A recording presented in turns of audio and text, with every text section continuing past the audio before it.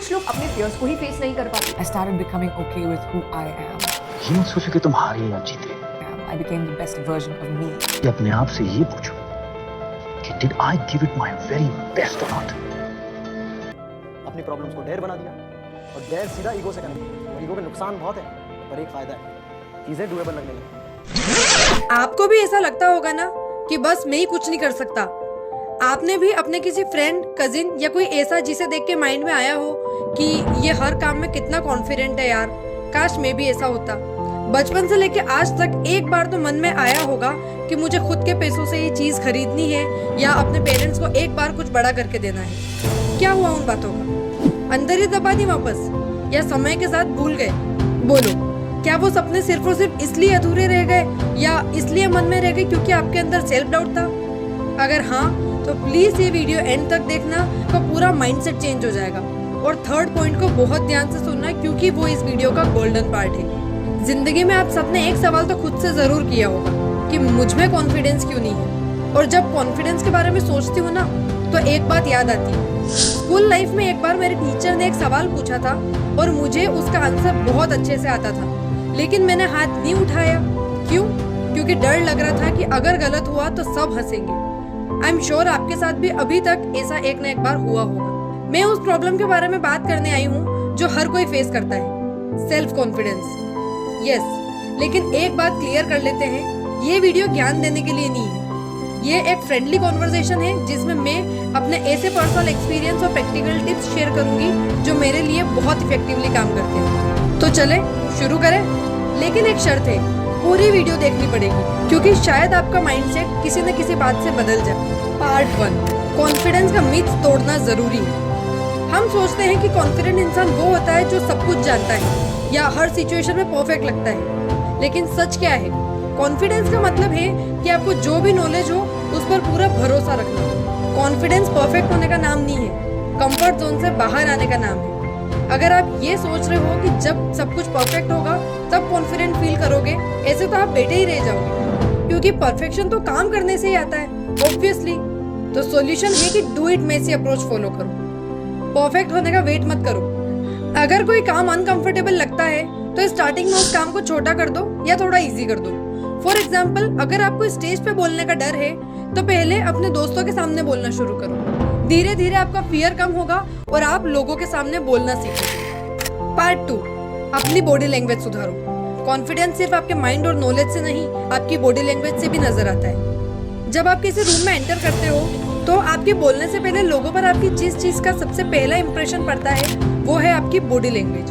अगर आप हमेशा एक झुके हुए, सिकुड़े हुए पोस्चर में रहते हो, आंखों में शर्म होती है, तो आप एक शाय, वीक और अंडर कॉन्फिडेंट इंसान नजर आते हो और लोग आपको हल्के में लेने लगते हैं। इमेजिन करो, जब कोई फेमस पर्सनालिटी जैसे शाहरुख खान, भले ही उसकी हाइट छोटी है बट उसकी बॉडी लैंग्वेज से, उसकी वॉक से, उसके बोलने के वे से, उसके हैंड मूवमेंट से उसका कॉन्फिडेंस दिखाई देता है। Here's the practical solution. हर दिन मिरर के सामने अपना पोस्चर चेक करो। पब्लिक में बात करते वक्त आंखों में आंखें डालकर बात करो। अगर ऑकवर्ड लगे तो पहले छोटी प्रैक्टिस कर लो, जैसे दुकान जाओ तो शॉपकीपर से कैजुअली बात करना, स्कूल या कॉलेज में हो तो किसी सीनियर से बात करना या प्रोफेसर से बात करना। ये एक बहुत इंपॉर्टेंट टिप है। पार्ट 3, ओवरथिंकिंग के जाल से बाहर निकलो। ओवरथिंकिंग की वजह से कई बार हमारे सामने खुले दरवाजे भी हमें बंद नजर आते हैं। हमारे करियर में, लाइफ में, रिलेशंस में जब कोई प्रॉब्लम आती है तो हमारा माइंड हमें इतना घुमा देता है कि सिंपल सी प्रॉब्लम हमें बहुत कॉम्प्लिकेटेड लगती है।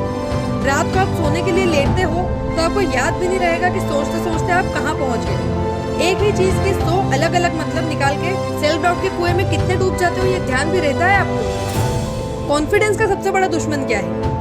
ओवरथिंकिंग। सोचो, आप किसी को कुछ एक्सप्रेस करने जा रहे हो या कोई इंपॉर्टेंट बात करने जा रहे हो और आपका माइंड अंदर से ये बोल रहा है, कहीं मैं ऑकवर्ड तो नहीं लगूंगा, या वो मेरे बारे में कुछ गलत तो नहीं सोचेगा, कहीं मेरे आने के बाद ये मेरी बातें किसी से बोल तो नहीं देगा, या कहीं ये मुझे इग्नोर तो नहीं करने लगेगा। तो ये रहा रियलिटी चेक। आपको लगता है कि आप कुछ भी करोगे तो सब आपको जज करेंगे, लेकिन सच ये है कि हर इंसान अपनी ही प्रॉब्लम्स में बिजी है। आप उन्हें उतने इम्पोर्टेंट लगते ही नहीं जितना आप सोचते हो। हर कोई खुद पे ही फोकस कर रहा होता है। ओवरथिंकिंग कॉन्फिडेंस को खत्म करता है क्योंकि आप एक्शन लेने के बजाय अपने माइंड में सिचुएशन क्रिएट करते रहते हो और जहाँ थे वहां से आगे कभी बढ़ ही नहीं पाते। सॉल्यूशन? अच्छा, तो आपके साथ ऐसा होता होगा कि आपको किसी फंक्शन में जाना है तो नॉर्मल इंसान उठेगा, रेडी होगा और निकल जाएगा, लेकिन आप 1000 चीजें पहले सोचोगे कि जाऊं या नहीं, वहां कौन कौन होगा, क्या पहनूं।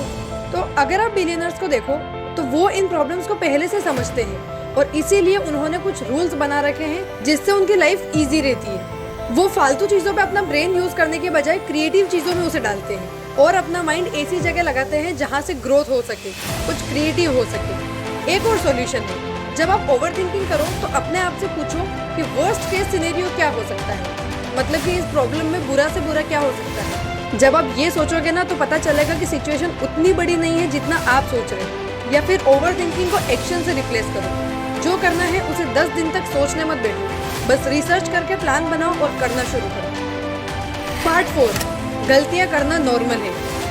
हम गलतियां करने से इतना डरते हैं कि काम शुरू करने की इच्छा ही नहीं होती, बस शुरू करने की सोचते रहते हैं और कभी एक्चुअल में शुरू करते ही नहीं। Remember, it's okay to make mistakes, it's okay to have bad days, it's okay to be not perfect. आपने पास्ट में गलतियां करी होगी, लेकिन अगर उन गलतियों की वजह से आप नया काम शुरू करने से पीछे हट रहे हो तो आपकी गलतियां करने का क्या ही मतलब निकला। गलतियां करना वीक होने का साइन नहीं है, बल्कि गलतियों से सीखना स्ट्रॉन्ग होने का साइन है। लाइफ की एक ब्यूटीफुल चीज है कि वो हमें मौका देती है गलतियां सुधारने का। कुछ मिस्टेक्स इरेज नहीं हो सकती, बट उसके बाद हमारे लिए डिसीजंस लेना तो इजी हो जाता है। क्यों? क्योंकि पिछली मिस्टेक से यही समझ आता है कि क्या सही है और क्या गलत है। ग्रोथ के लिए मिस्टेक्स इंपॉर्टेंट है। पार्ट 5, लोगों के कमेंट्स पर ध्यान मत दो। एक ऑनेस्ट बात बताती हूँ, आप जितना लोगों के कमेंट्स के बारे में सोचते रहोगे उतना अपना टाइम वेस्ट करोगे। सच ये है कि दुनिया कभी खुश नहीं होती। अगर आप कुछ करते हो तब भी लोग बोलेंगे और कुछ नहीं करते हो तब भी लोग बोलेंगे। तो बताओ, आपने क्यों अपने डिसीजंस लोगों के ओपिनियन के अकॉर्डिंग लेने? फोकस करो अपने काम पे, लोग क्या सोच रहे हैं उससे फर्क नहीं पड़ता। ओके, तो अब आते हैं इसके सॉल्यूशन पे।